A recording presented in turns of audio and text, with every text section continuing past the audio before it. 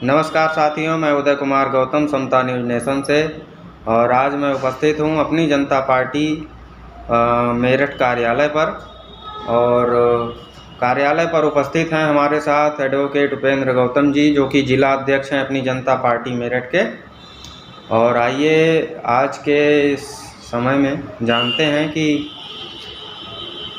जो राजस्थान में घटना घटी है और आज जो आज़ादी का अमृत महोत्सव मनाया जा रहा है, तो उसको आप कैसे देखते हैं सर? सबसे पहले तो मैं आपको एक बधाई दूंगा कि आज आप हमारे बीच आए और एक इंटरव्यू की शुरुआत कर रहे हैं। मैं जैसे कि आपका पहला क्वेश्चन है कि जो राजस्थान के अंदर एक 7 साल के बच्चे इंद्र कुमार के साथ जो घटना घटित हुई है, उसको हम कैसे देखते हैं।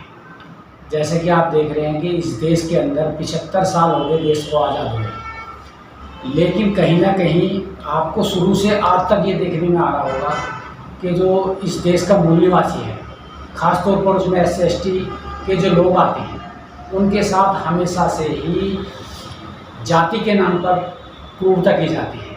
कहीं आपने देखा होगा भाई घोड़ी पर बैठने को लेकर घटनाएं होती हैं, कहीं मूंछ रखने को लेकर मार दिया जाता है, कहीं शादी ब्याह में घोड़ी को लेकर घोड़ी पर चढ़ रहे हैं तो उसमें उसको घोड़े से उतार उनके साथ मारपीट की जाती है। तो ये मानसिकता आप इसे देखिए, क्योंकि इस देश के अंदर जो आज़ादी जो हमें मिली है, वो आज़ादी बाबा साहब भी कहते थे कि भाई जो अंग्रेज़ इस देश को आज़ाद करके जा रहे हैं कि आप तो आज़ाद कर रहे हैं, लेकिन इस देश के अंदर जो गुलामों की भी गुलाम हैं, उनको आज़ादी कैसे मिलेगी।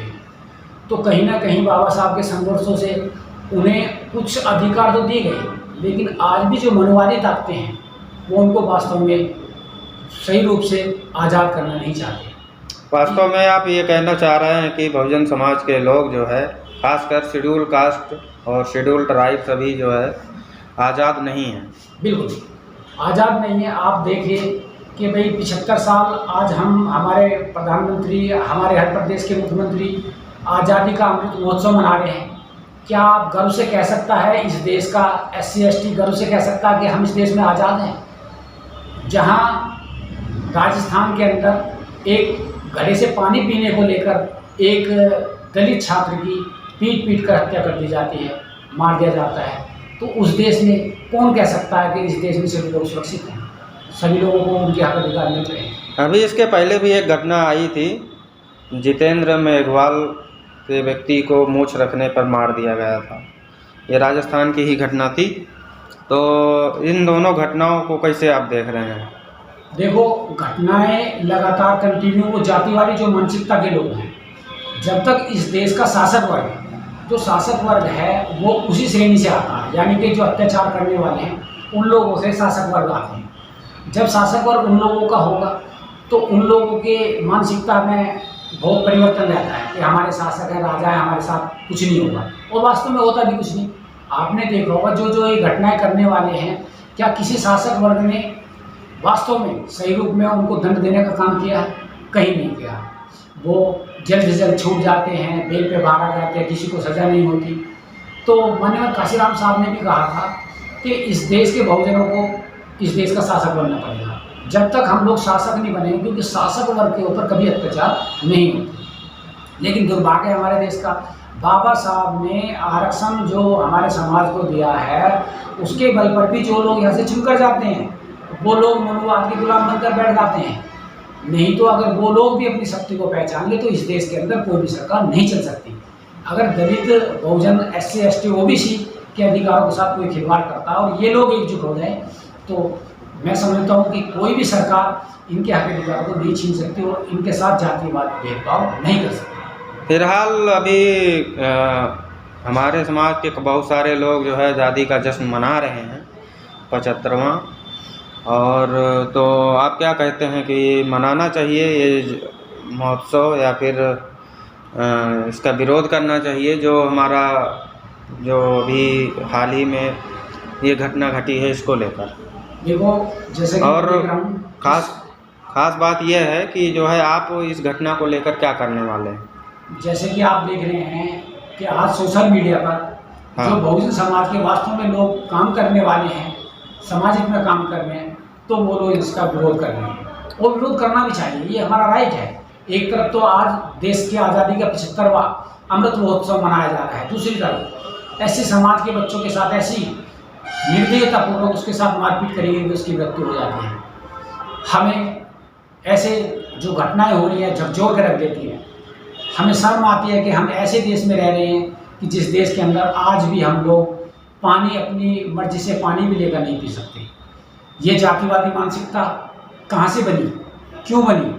और वो लोग जो आज भी इस जातिवादी मानसिकता को पूर्ण रूप से मनाते हैं, मानते हैं, और हम लोग जाने अनजाने में बहुजन समाज उन्हीं लोगों को बार बार शासक बनाता है। जब वो शासक बनाता तो उनके मंसूबे और मजबूत होते हैं, वो हमारे लोगों पर अत्याचार करते हैं, और जो ये घटनाएं घटती हैं उस पर लगाम लगाने में नाकाम रहते हैं। इसलिए मेरा एक संदेश है इस देश के आवाम से, बहुजन समाज से, कि अपने हक अधिकारों को पहचानो, हमारे महापुरुषों के दिए हुए अधिकारों को पहचानो, और कहीं ना कहीं एकजुट होकर ये एक संदेश देने का काम करें कि यदि हमारे साथ अत्याचार होगा तो उसके खिलाफ हम संसद से लेकर सड़क तक जितना भी हो सकेगा उसका विरोध करेंगे। और अत्याचार का विरोध करते करते इस देश की जो सबसे उच्च संसद होती है, जहाँ से नियम कानून बनते हैं, वहाँ पर पहुँचने का काम करेंगे। तो इसके लिए क्या तैयारियां हैं आपके पास? इसके लिए अभी हम लोग पहले हम सोशल मीडिया के माध्यम से विरोध तो कर ही रहे हैं, इसके साथ साथ हम जिला स्तर पर जाकर डीएम को इसके खिलाफ ज्ञापन देंगे कि जिसने इंद्र कुमार जैसे एक 7 साल के बच्चे अबोध बालक के साथ जो क्रूर घटना करी है उसको शीघ्र से शीघ्र फांसी दिलाई जाए। यदि फांसी नहीं दी जाती है तो उसके विरोध में हम पूरे देश में विरोध प्रदर्शन करेंगे। और कहने को जैसे कि आप देखते हैं कि भी कहीं बीजेपी की सरकार है, कहीं कांग्रेस की सरकार है, लेकिन मैं नहीं समझता ये दोनों लोग अलग हैं। हमारे ऐसे समाज के लिए दोनों लोग एक हैं। जब अत्याचार की बात या दोनों अत्याचार करते हैं, कहीं अगर स्वर्ण के साथ कोई घटना घटती है तो उसे 50 लाख रुपए दिया जाता है, एससी के समाज के साथ घटना घटी जाती है तो उन्हें 5 लाख रुपए देकर ही, मतलब वर्ण व्यवस्था आधारित कांग्रेस भी है, वर्ण व्यवस्था आधारित भाजपा भी है। बिल्कुल दोनों वर्ण व्यवस्था आधारित हैं। और जैसे कि अभी आप देख रहे होंगे कुछ दिन पहले इस देश के अंदर अभी एक नया मुद्दा आया कि नया संविधान की बात करी जा रही है, हिंदू राष्ट्र घोषित करने की बात करी जा रही है, उसका एक संविधान तैयार किया जा रहा है। मैं बता देना चाहता हूँ इस देश का मूल निवासी होने के नाते, और इस देश के अंदर हमारा कॉन्स्टिट्यूशन सभी धर्मों को समानता का अधिकार देता है। इस देश के अंदर किसी एक विशेष धर्म का दर्जा नहीं दिया जा सकता। और यदि जो लोग संविधान को न मानते हुए अपनी एक अलग तरीके के रोज स्टेटमेंट देते हैं, देश को तोड़ने का काम कर रहे हैं, उनके खिलाफ राष्ट्रद्रोह का मुकदमा किया जाना चाहिए। अच्छा, ये जो लोग हिंदू राष्ट्र की मांग कर रहे हैं तो क्या कोई संविधान में ऐसा प्रावधान नहीं है कि इनके ऊपर राष्ट्रद्रोह का मुकदमा होना चाहिए? संविधान में है, क्योंकि अगर आप देश तोड़ते हैं, देश तोड़ने की बात करते हैं, देश तोड़ना ही तो है। हमारा संविधान कहता है सभी धर्म हम समान है हमारे लिए। हाँ। हिंदू भी है इस देश में, सिख भी है इसमें, बौद्ध भी है इसमें, ईसाई भी है इसमें, सरदार भी है। तो जो सब लोग हैं इस देश के वासी हैं, वो इस देश में उनकी योगदान रहा है भी, और उन लोगों को कोई इस देश से निकाल नहीं सकते। तो उनके राइट जो हैं हम नहीं छीन सकते, देश का कोई भी व्यक्ति नहीं छीन सकता। आपको क्या लगता है कि आज़ादी के आज 75 साल पूरे हो गए हैं, तो इसमें शेड्यूल ट्राइब का कुछ बदला है, कुछ असर पड़ा है आज़ादी का? देखो, मैं समझता हूँ इस देश के अंदर जो 75 साल हुए हैं बदलाव तो थोड़ा हुआ है, लेकिन जिस मायने में बदलाव होना चाहिए वो बदलाव नहीं हुआ। इसका कारण कहीं ना कहीं कारण है कि जो हमारे SC ST OBC माइनॉरिटी के लोग हैं वो अपने हक अधिकार के बारे में सही रूप में नहीं जान पाए हैं, क्योंकि इस देश के अंदर जो मनुवादी व्यवस्था के लोग हैं वही शासक वर्ग बनते आए हैं। 75 साल से लगातार वही शासक वर्ग बन रहे हैं, वो अपनी मर्जी हम सब लोगों पे थोप रहे हैं। तो मैं तो यही कहूँगा कि इस देश के सभी मूल निवासियों को जागरूक होना चाहिए। ये देश हमारा है, इस देश के हम मेन मूल निवासी हैं, और विदेशी आज भी जो लोग इस देश पर कब्जा कर मनुवादी व्यवस्था कायम करना चाहते हैं उनका विरोध करें और उनको इस देश की सत्ता से बाहर निकालने का काम करें। तो अभी जो ये राष्ट्रवादी माहौल छाया हुआ है भारत में कि जो मोदी की बात मानेगा, मतलब तिरंगा फहराएगा, वो राष्ट्रवादी है, जो तिरंगा नहीं फहराएगा और राष्ट्रवादी नहीं है। अभी जो RSS का संघ जो है ये 52 वर्षों तक तो तिरंगा फहराया नहीं था, अपमान किया था इसका।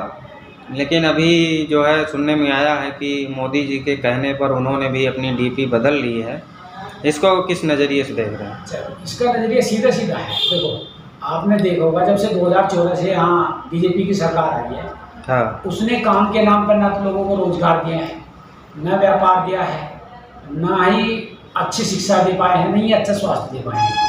और जहाँ तक जब भी कोई मुद्दे की बात आती है, कोई मुद्दा उठता है, तो उसको डाइवर्ट करने के लिए वो धर्म का सहारा लेते हैं, कहीं राष्ट्रवाद की बात करते हैं। मैं समझता हूँ कि जब से भाई 1947 से हमारा देश आज़ाद हुआ है, तब से इस देश में आज़ादी का महोत्सव मनाया जा रहा है और जोर उल्लास से मनाया जाता है। हम सब लोग सम्मान करते हैं तिरंगे का, उसके लिए अपनी जान देने को तैयार है।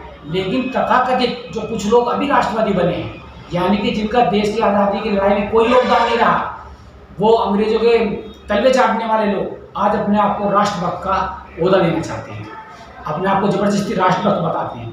लेकिन इस देश की जनता इतनी बेवकूफ़ नहीं है, वो सब समझ रही है। आने वाले समय में आप देखिए कि एक तरफ तो हम 75वां आज़ादी का महोत्सव मना रहे हैं, दूसरी तरफ जो बेसिक नीड है हमारे देश के लोगों की, आटे तक पे टैक्स लगा दिया, जीएसटी लगा दिया, दाल पे जीएसटी लगा दी गई। वैसे आपके अनुसार भारत में आज़ादी के क्या मायने हैं? भारत में आज़ादी के मायने में मानता हूँ कि इस देश में जो गरीब वर्ग है, झंडा फहराना, जो झंडा फहराने से ही आज़ादी नहीं होती। हाँ। मैं समझता हूँ कि जो इस देश के वासी हैं, वास्तव में उन्हें भाई स्वतंत्रता के साथ कहीं भी जाने की आज़ादी हो, कहीं भी पानी पीने की आज़ादी हो, बोलने की आज़ादी हो, जो हमारा संविधान हम सबको अधिकार देता है उसको करने की आज़ादी हो। लेकिन जो लोग मनवादी मानसिकता रख के संविधान विरोधी काम करते हैं, जबरदस्ती उनके साथ अत्याचार करते हैं, तो उनको राष्ट्रद्रोह की श्रेणी में रखते हुए उनके ऊपर राष्ट्रद्रोह का मुकदमा चलना चाहिए। तभी जाके कहीं ना कहीं ये लोग सुधरेंगे, क्योंकि किसी ने कहा लातों के भूत बातों से नहीं मानते। ये लोग ऐसी मानसिकता के लोग हैं, ये बातों से नहीं मानने वाले हैं। इनके साथ कठोरता से सरकार को पेश आना चाहिए, तभी जाके इस देश में वास्तव में आज़ादी के रूप में। अच्छा, महिलाओं को आज़ादी मिल गई? महिला को आप भी देखिए, कहाँ महिलाओं को आज़ादी है? कहने को तो महिलाओं को आज़ादी है, महिला भी खुश हैं, लेकिन उनको एक प्रोपेगेंडे के अंतर्गत फांस दिया जाता है, वो भी बह जाती है उस प्रोपेगेंडे में। और कहीं ना कहीं जब उनके हक अधिकार की बात आती है, कोई आज़ादी देने को तैयार नहीं। हमारा देश का कानून कहता है महिलाओं को बराबरी का अधिकार है, उनको प्रॉपर्टी में बराबरी का अधिकार है। क्या किसी को मिलती है प्रॉपर्टी में बराबरी का अधिकार? किसी को नहीं मिल रहा। शिक्षा में देख लीजिए, आज शिक्षा के रूप में दे रहे हैं शिक्षा प्रॉपर, लड़कियों को प्रॉपर वो शिक्षा भी नहीं मिल पा रही है। तो ये तो एक, क्योंकि हमारे देश की महिला को भी आडंबर में घुसेड़ दिया जाता है, जिससे वो भी गुलाम बनी रहती है। उनको भी जागरूक होने की ज़रूरत है। मतलब जिन लोगों को आज़ादी मिली है, कुछ लोगों को तो आज़ादी मिली है, ऐसा आप मानते हैं कि नहीं? बिल्कुल। किन लोगों को मिली है? इस देश के अंदर आज़ादी मिली है जो अपने आप को स्वर्ण कहता है, जो अपने आप को स्वर्ण कहता है, उन लोगों को आज़ादी मिली है। आप देश की आज़ादी से उठाकर आज तक कर रहे थे। इस देश के अंदर जो स्वर्ण ताकतें हैं, चाहे जुडिशरी हो, चाहे ISPCS वाले जो बड़े पद हैं, उन सभी पदों पर, यानी कि जो केवल जिसको 15% कहा जाता है, 10% जिसमें ब्राह्मण, क्षत्रिय, वैश्य, इस तरीके के लोग आते हैं, वो लोग कब्जा जमाए हुए हैं। चाहे धन हो, चाहे धरती हो, इन सब चीज़ों का उन्होंने अपना प्रभुत्व जमाए हुए हैं और 90% चीज़ें वो अपने कब्जे में लिए हुए हैं। जबकि जो इस देश का 90% मूल निवासी वर्ग है, वो हर चीज़ के लिए हाथ फैला रहा है, प्यासी नज़रों से देख रहा है कि हमें भी कुछ मिल रहा है, लेकिन उन्हें मिलता कुछ नहीं है। सिर्फ और सिर्फ जिंदा रहने के लिए रोटी दी जाती है। मतलब गुलामी है, मतलब आज़ाद नहीं है। आज़ाद नहीं है। चलिए, बहुत ही जानकारी आपने दी, काफ़ी अच्छी जानकारी दी हमारे श्रोताओं को, दर्शकों को, हमारे साथियों को। इसके लिए आपका बहुत बहुत आभार। अंत में आप कोई संदेश देना चाहते हो अपने समाज से? तो संदेश मेरा एक यही है कि सबसे बड़ा संदेश है कि बाबा साहब ने कहा था कि अपने बच्चों को पढ़ाओ। मैं कहता हूँ कि इस देश में हम लोगों को शिक्षा पर ज़्यादा जोर देना चाहिए और अपने अधिकारों के बारे में सजग रहना चाहिए। जब हम अपने अधिकारों के बारे में सजग रहेंगे किसी ने कहा है कि माता भी तब दूध पिलाती है जब बच्चा रोता है।